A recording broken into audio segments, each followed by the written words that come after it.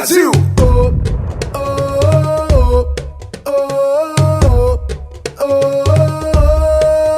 Nosso brado é retumbante, a natureza nos fez fortes e gigantes.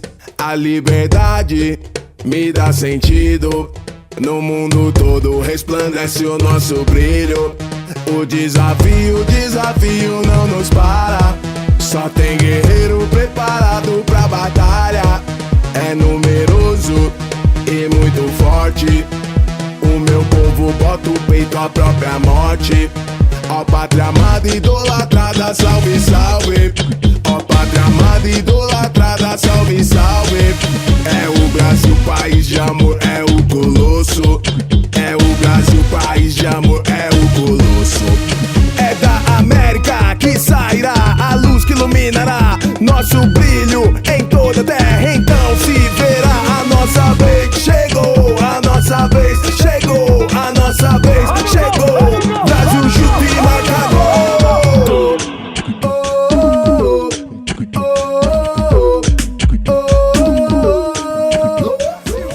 Pra orar pela nossa nação, levantar um clamor pela nossa nação. Só o Senhor pode mudar o Brasil, só o Senhor pode mudar a cara do Brasil. E nós clamamos aqui, Senhor, que o Senhor venha sobre o Brasil, trazendo mudança, trazendo transformação.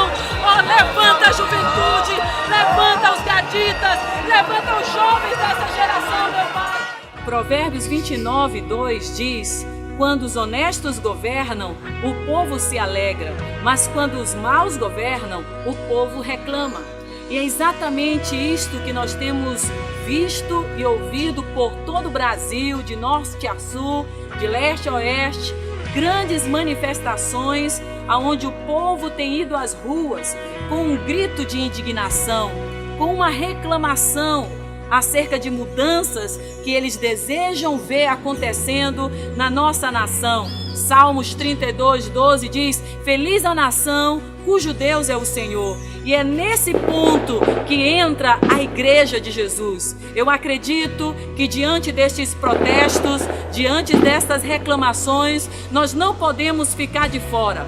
Em dois aspectos nós não podemos ficar de fora como igreja. Primeiro deles, nós temos que ir sim às ruas. Nós temos que estar ali sim com o povo, porque em nós há uma palavra de vida, em nós há uma palavra de solução, porque aquilo que é impossível para os homens é possível para Deus. E nós acreditamos que há poder na oração. Quando nós oramos, nós geramos um milagre, nós geramos o impossível. E é exatamente isso que tem acontecido e que a Igreja de Jesus tem feito em meio a estas manifestações. Temos que ir sim às ruas. Esse é o primeiro aspecto. Segundo aspecto, nós precisamos orar.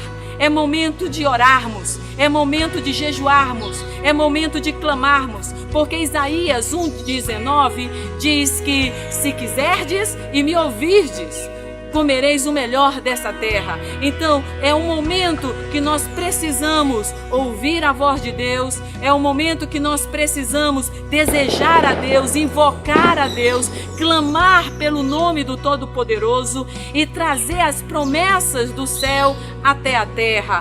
Precisamos orar, precisamos clamar, precisamos levantar jejuns. Nós, como igreja, estamos em semanas de oração e jejum e estamos incluindo em nossas orações, em nossos jejuns, toda esta causa aonde o Brasil se encontra, todo este momento que o Brasil se encontra, este momento de transformações. Mas como igreja, nossa estratégia é orar. Vamos orar, porque tudo que está acontecendo já é fruto de oração, já é fruto de muito clamor.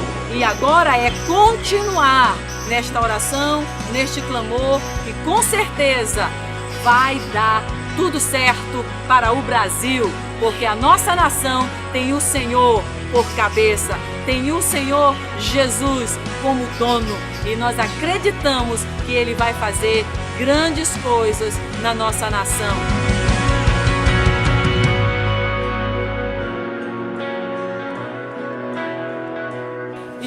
aqui no Palácio Rio Negro, um centro histórico e cultural da nossa cidade, para falar de um tema muito atual, que são as manifestações que têm acontecido em todo o Brasil. Fique conosco, este programa está muito bom. Seja bem-vindo a mais um Mega Vida.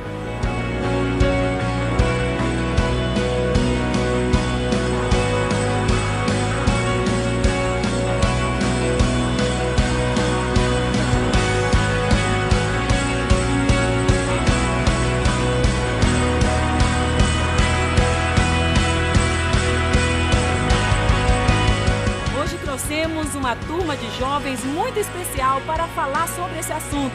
É com você, Dani. Na década de 90, o Brasil viveu um movimento conhecido como os Caras Pintadas, que foi fundamental para o impeachment do então presidente Fernando Collor de Mello. Agora, o Brasil vai às ruas novamente e desta vez pede por saúde, educação e transporte coletivo. Hoje eu estou aqui com alguns convidados que vão debater, que vão nos ajudar a estabelecer esse debate, esse bate-papo. Oi, gente, tudo bem? Tudo bom. Deixa eu apresentar os meus convidados para vocês. É o Ian, a Marjorie, a Rebeca, o Felipe e a Larissa. Bem, gente, para começar, eu queria saber de vocês o que levou esse movimento. Como é que surgiu esse movimento?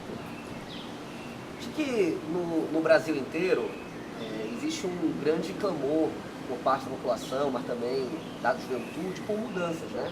Por acelerar essas transformações. Eu sou daqueles que acreditam que o Brasil não acordou, porque senão nós desconsideraríamos todas as lutas que nós tivemos no último período. Mas mais pessoas acordaram para a luta. Acho que já tinha uma parcela grande da população que já lutava, que já estava nas ruas, porque nada nasce do acaso, mas uma parcela maior de pessoas, de jovens, se levantaram nesse último período para pautar a questão da redução das tarifas, né? Infelizmente não houve redução em nenhuma cidade do Brasil, o que houve foi revogação dos reajustes, né? Manaus, a tarifa tinha ido para R$3, voltou a R$ 2,75, assim também em Porto Alegre, no Rio de Janeiro, em Belo Horizonte, na própria cidade de São Paulo, mas também por outros sentimentos por mais investimento em educação, no combate à corrupção. A corrupção é um problema no Brasil que não vem dos últimos 5 anos, 10 anos ou 20 anos, vem desde a época que os portugueses aportaram nas suas caravelas no Brasil. E nós temos que combater a corrupção. A juventude defende o fim da corrupção, mas assim também mais investimento em educação, mais investimento em segurança. Agora, qual é o sentimento de cada um de vocês com relação a esse movimento? Como é que é ver na televisão esse movimento acontecendo, ver, participar na realidade desses atos nas ruas? Como é? Qual é o sentimento de vocês? Eu vejo da seguinte maneira, comentando o Ian, o Brasil ele acordou de uma maneira diferente. Já havia jovens que participavam, que já faziam certas manifestações e que até mesmo não tinha o apoio da população.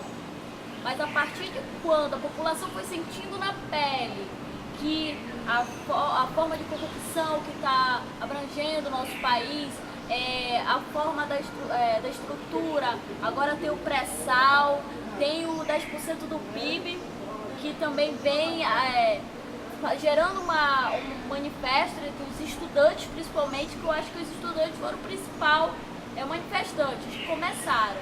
E a partir dos estudantes, veio agora a galera de outros movimentos, porque eu vejo assim, a democracia se coloca o Brasil inteiro, pessoas de todos os níveis, de classes sociais, tanto rico, tanto pobre, nós estamos ali por um único motivo. O objetivo pode ser o mesmo, o interesse pode ser múltiplo, mas o que importa é a função que o Brasil vem alavancando nessas manifestações. Agora, que reivindicações são essas? Que bandeiras são essas? Acho que principalmente, assim, o que estava num basta de todo mundo era a corrupção. Mas dentre outras, o investimento bilionário que o Brasil está fazendo em torno da Copa do Mundo. Nos foi prometido ao povo infraestrutura, saúde, educação, melhorar a nossa vida de N maneiras, no qual não foi feito nada. Só estádios, e que provavelmente depois da Copa das Confederações ainda vão receber mais investimentos em infraestrutura para a Copa do Mundo. E as cidades, a vida da população não mudou em nada. Eu acho que esse foi um dos principais motivos do que está levando a galera na rua até hoje. E complementando até a Larissa, sobre algumas bandeiras que foram levadas nas passeatas, foram as PECs. E uma principal vitória, eu acho que o início da vitória desse movimento de rua foi a derrota da PEC 37. Foi uma vitória de 430 votos contra 9, uma parte esmagadora contra 2 só abstenções. A gente não pode deixar de falar sobre a consequência que esses atos vêm fazendo no Brasil. Então a gente tem que ficar atento porque a gente está vendo as consequências. Não é apenas você ir para a rua, manifestar, fazer seu mini cartaz, levantar sua reivindicação, mas através dessas passeatas, através desse movimento populacional, nós estamos sim sendo aceitos como voz, porque a democracia se dá ao povo e não o governo. A democracia participativa, né? Isso mesmo, com certeza. Eu acho que tudo isso foi só o começo, né? O Brasil, ele é um país que tem na sua trajetória muitas lutas, né? Em 92 teve o Fora Collor, como foi aberto aqui o programa. Agora estão tendo todas essas mobilizações que nascem a partir de um sentimento de nacionalismo muito forte. Em Manaus houve a revogação da tarifa, nós queremos que reduza ainda mais essa tarifa, porque a gente acha que nós temos um transporte coletivo de péssima qualidade, assim como nós acreditamos que a grande saída para o combate à corrupção ou para todas as mazelas sociais é a educação. Nós precisamos fazer com que o Brasil invista mais em educação. Nós temos hoje um cenário em que o Brasil investe menos de 5% do seu PIB em educação. Nós queremos que chegue a, no mínimo agora, a 10%. E para isso nós estamos apresentando um caminho que é a partir dos investimentos que vêm da Camada do Pré-Sal, mas também dos novos poços de petróleo que estão sendo abertos no Brasil afora. Agora, na década de 90, a gente não tinha tanto foco nas mídias sociais, nas redes sociais. Eu acredito que a principal diferença entre aquele movimento da década de 90 e esse agora foi o uso das redes sociais, não é?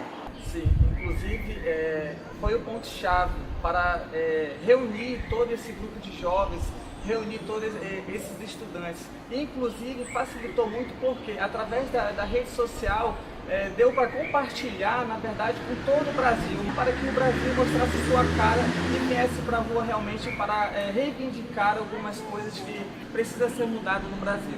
E também o fato da internet estar bem difundida no Brasil, o que acontece? A gente sofre menos manipulação da mídia televisiva, jornalística, de pessoas que têm, digamos que, acesso direto à informação e mais poder de divulgação, justamente por causa das redes sociais, dos grupos sociais.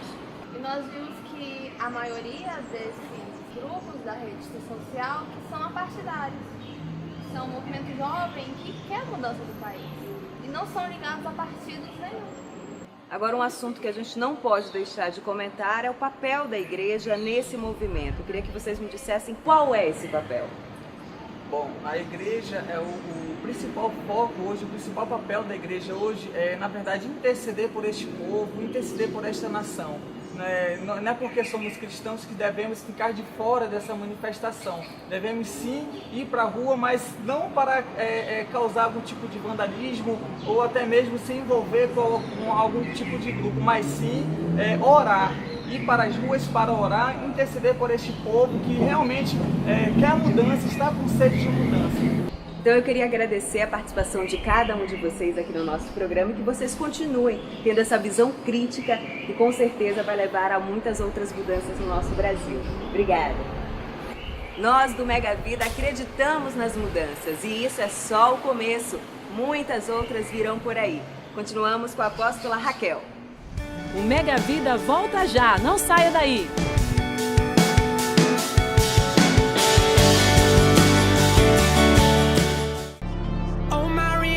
To this world, it makes me go insane. You know the sun goes down, the days go by. I won't be living for nothing, I'll be living for something. The sun goes down and the days run dry. Will we be dying for nothing or dying for something? Everywhere we go, cities high and low, we all need to show we got love, yeah. People of all kinds, places far and wide, we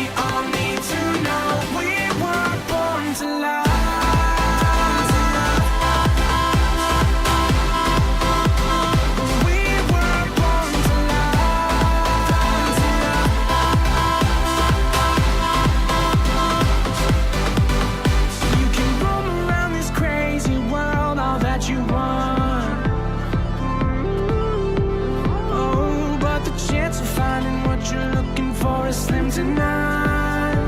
Yeah, you know the sun goes down, the days go by. I won't be living for nothing, no, I'll be living. And if the sun goes down and the days run dry, we'd be dying for nothing or dying for something. Yeah, we making moves, no time to lose, gotta show 'em what we all about. Don't know about you, but I know about me, and boy, I got no doubt. We can change the world with just one word, I believe it, so should you. L to the OVE is what we really need, I can feel it breaking through. Everywhere we go, cities high and low, we all need to show we got love, yeah. People of all kinds, places far and wide, we all need to know we were born to love.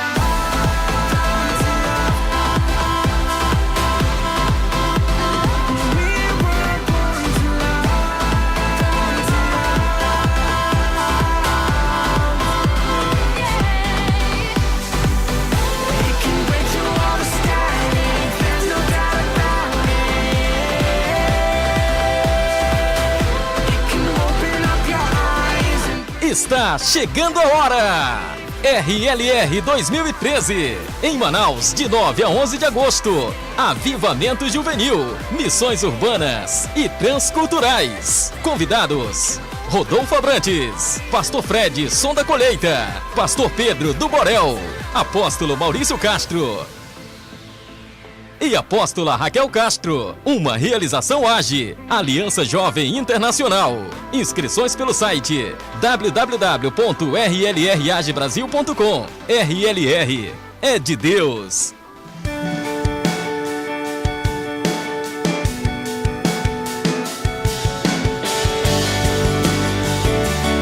Estamos de volta com o nosso programa Mega Vida. E agora você vai poder assistir e ser abençoado com o nosso culto de celebração ao Senhor. Se você quiser participar conosco em um dos nossos cultos, você vai ver as informações dos horários e dos dias. Você sempre será muito bem-vindo.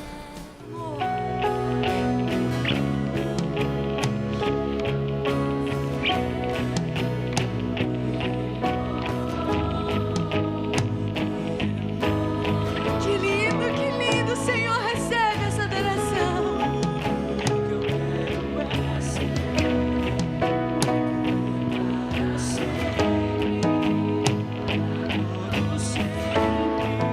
Então leva-me, oh, oh.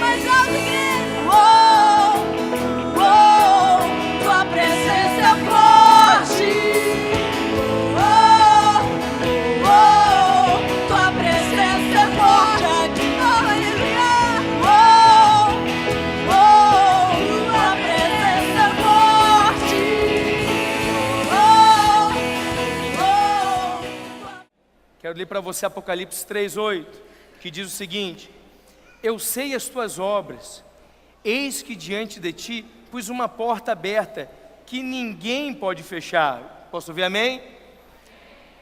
Pus diante de ti uma porta aberta, que ninguém pode fechar. Quando Deus coloca uma porta aberta na tua vida, deixa eu te dizer uma coisa, ninguém pode fechar.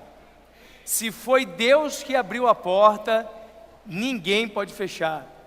E vou dizer mais, se por acaso uma porta se fechar na tua vida, outras 7 portas se abrirão, porque maior é aquele que está em você do que aquele que está no mundo. Se você crer, diga amém, dê um brado de vitória.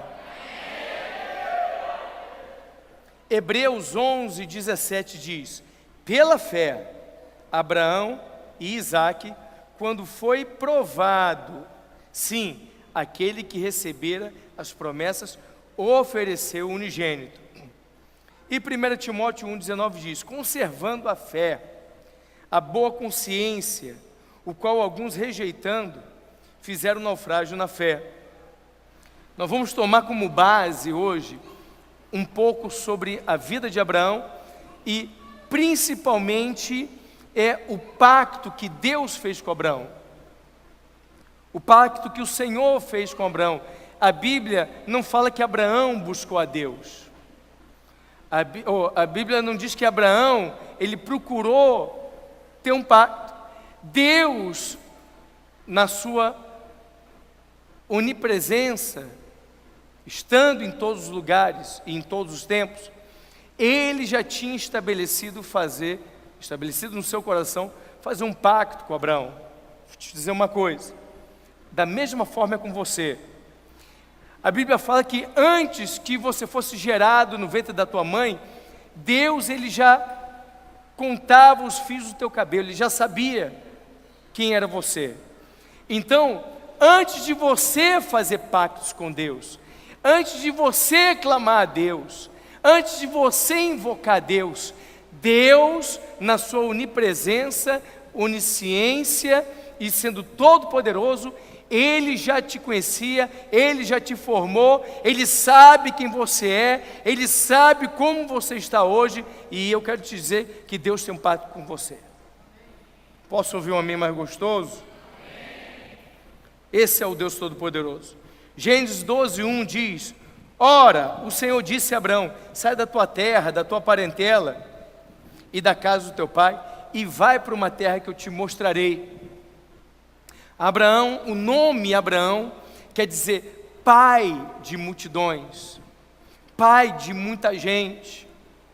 Em alguns momentos ele é chamado de pai de nações, pai de povos. E em Gênesis 11, de 10 a 26, nós encontramos Deus dizendo a Abraão a direção que ele ia tomar, que era uma direção de ser um canal para construir um projeto de Deus. E inicialmente o povo judeu, mas não ia só parar no povo judeu. Abraão, ele nasceu 58 anos antes que Noé morresse, ou seja, Abraão, ele era contemporâneo de Noé. Quando Abraão nasceu, Noé já estava vivo. Quando Abraão nasceu, quando Abraão tinha 58 anos de idade, quando Abraão nasceu, havia 250 anos que havia tido dilúvio na terra. Quem não sabia que Abraão era do tempo de Noé? Quem não sabia? Quem sabia? Parabéns pelo seu teor teológico. E parabéns porque alguns estavam aqui no culto ontem, eu falei isso. Não é? Ok? Então Abraão era contemporâneo de Noé. Ainda havia sobre a face da terra, com muita clareza,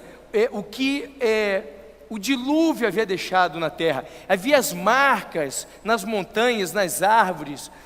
Todo mundo ainda falava muito sobre o que Deus tinha feito. Deus tentando purificar o povo, tentando fazer mudanças, transformações. Porque quando as coisas estão muito acomodadas, Deus vem tentando quebrar um paradigma na sua vida.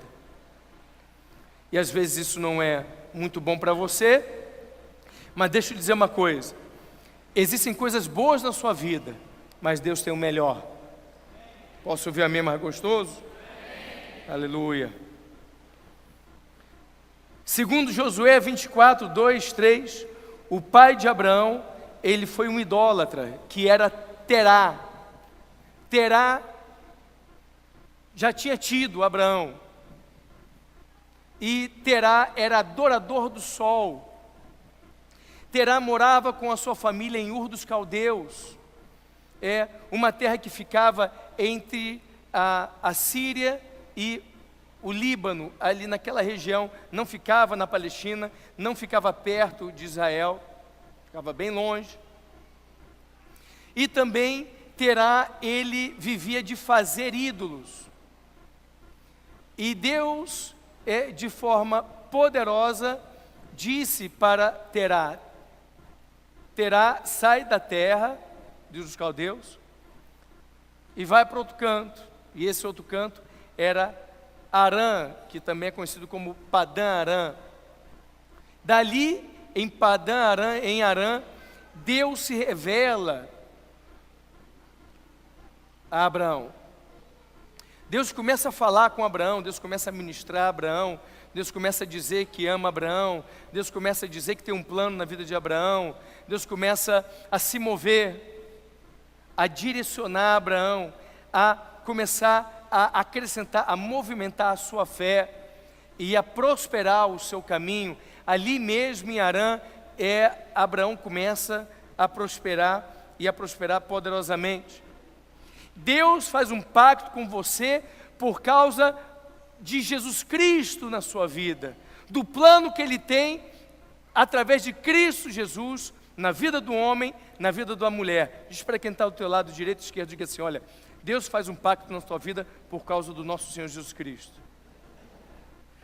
Mas Abraão também é conhecido como o pai da fé, um homem que tinha fé, um homem que cria em Deus e cria no que Deus falava. Todos nós passamos por essa terra por um propósito, e nós que tivemos um encontro, e você que ainda está buscando essa intimidade com Deus, eu quero dizer o seguinte: a base da sua fé para você romper nessa terra, ou a base da sua vida para você romper nessa terra, é a sua fé.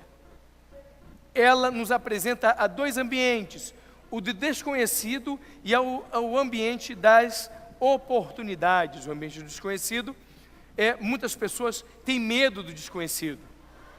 Ei, meu amigo Charlie Brown, e vai dizer: meu amigo, que maravilha, olha, eu estou sentindo no meu coração que eu tenho que te ajudar, toma aqui R$100.000 para você começar um negócio. Maravilha. A vida não é assim, irmãos, não é assim. E muitos estão dizendo: por que não é assim? Por que a vida é desse jeito? Por que as pessoas são más? Por que as pessoas são egoístas? Não é? E era melhor você dizer assim: por que eu sou preguiçoso? Ok? Por que é que eu sou como eu sou? Ok? Por quê? Romanos 12, 1 e 2 diz: rogo-vos, pois, irmãos, que pela compaixão de Deus, que apresenteis os vossos corpos em sacrifício vivo, agradável a Deus, que é o vosso culto, que é o vosso culto, que é o vosso culto. Aqui, irmão, aqui, ó. A fé, ela te leva ao desconhecido. Se você não tiver com a tua mente legal, não tiver bem decidido, se você não souber o que Deus tem para a tua vida, se você não estiver buscando a Deus, dependendo dEle, obedecendo a Ele, o desconhecido vai te paralisar. As oportunidades vêm mediante a preparação. Nós tivemos o tempo do metal, o tempo da pedra, o tempo do metal, o tempo do bronze, depois do metal, depois tivemos, tinha dinheiro quem tinha terras, era quem dominava, depois veio a era da indústria, então, que era a época dos Rockefeller, dos Carlyles, dos Cambridges, daquela galera lá que cuidava do petróleo, que cuidava da energia, não é? O dono o fundador da General Electric, e assim por diante. Mas entramos no tempo da informática, mas hoje dizem os estudiosos que nós estamos no tempo da preparação. Diga preparação. Então, a preparação, ela te proporciona as oportunidades. As oportunidades não vêm para quem não se prepara, para quem não se qualifica. Então, trazendo isso para o reino de Deus, também quero te dizer o seguinte, que você precisa conhecer mais a Deus. Essa aqui é uma igreja que faz questão que você busque a Deus. Vou repetir, essa igreja que faz questão que você busque a Deus. Essa igreja aqui e esse pastor aqui faz questão que você aprenda a ouvir a voz de Deus. Você precisa aprender a ouvir a voz de Deus. Você precisa aprender a depender de Deus e você precisa aprender a obedecer a Deus. Porque homens e mulheres que ouvem a voz de Deus, dependem e o obedecem, crescem, prosperam, rompem, desatam, transbordam, têm muito a dar para outras pessoas. É terrível quando alguém vem sedento por Deus, é lamentável quando alguém vem carente de Deus e você não tem vida de Deus para dar para aquela pessoa. Você precisa estar transbordando de Deus, você não pode dar do que está sobrando. Deus vai derramar sobre você fé hoje, que vai abrir portas e que vai fazer o teu caminho prosperar. Ele fez isso com Abraão. Deus começou a ministrar sobre Abraão. Tiago 2,14 diz: meus irmãos, que aproveita se alguém disser que tem fé e não tiver as obras? Porventura, a fé pode salvá-lo somente? Então, Abraão, diante do desconhecido e da oportunidade, ele não deixou o desconhecido paralisá-lo. Ele não deixou a incredulidade ser o seu fundamento. Ele estava buscando outros fundamentos. E a minha pergunta para você é: quais são os fundamentos que você tem buscado? Em que você quer consolidar a sua vida? E agora eu estou falando para pessoas individuais. Eu não estou falando para o teu esposo, para a tua esposa. Estou falando para você. Essa palavra é para você, para você, para você. Diga assim: essa palavra é para mim, para mim, para mim. E esse foi mais um programa Mega Vida. Tenho certeza que você foi extremamente abençoado. Você pode nos acompanhar nas redes sociais e na nossa rádio web. Tenho certeza que lá nós vamos poder manter um relacionamento e uma interatividade. Queremos ter isso com você. Queremos também agradecer aos nossos patrocinadores, a Dachem e a Jovem Profeta. E se você quer ser um dos nossos patrocinadores, entre em contato conosco, você vai ser muito bem-vindo. Deus abençoe a todos vocês que nos acompanharam este tempo no nosso programa. Estaremos aqui no próximo sábado. Deus abençoe a tua casa, a tua família e a tua vida. Paz, queridos.